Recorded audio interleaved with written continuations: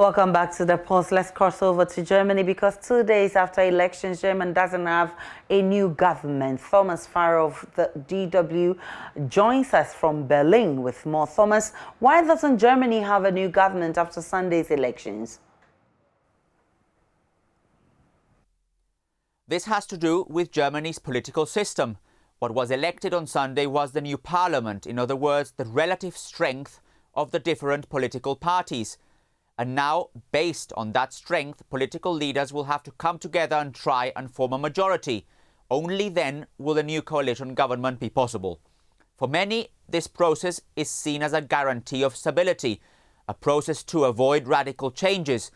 But critics do worry about what this means for the country, especially as coalition talks could drag on for a long time.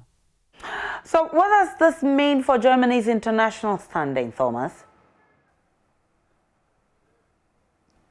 Well, it essentially means that for the time being, Germany will be looking inward.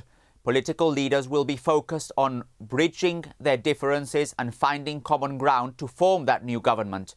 Meanwhile, Angela Merkel and her cabinet will still continue working, but only in a caretaker capacity. This means that they will continue to govern the country, but will probably refrain from big policy changes. So, Thomas, what's next for Germany?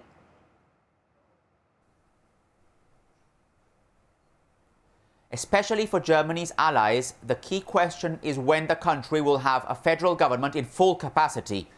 For now, it is clear that political leaders will be focusing on building consensus. Coalition negotiations are never easy, but even less after such a tight result. Initial talks have begun between the possible kingmakers, the Greens and the Liberal FDP, and could then be expanded further to include either the Social Democrats, who won the election narrowly, or the Conservative bloc. But the details are still unclear. The stated political goal, however, is for Germany to have a new government by Christmas. Thank you very much. Thomas Farrow is with DW from Berlin.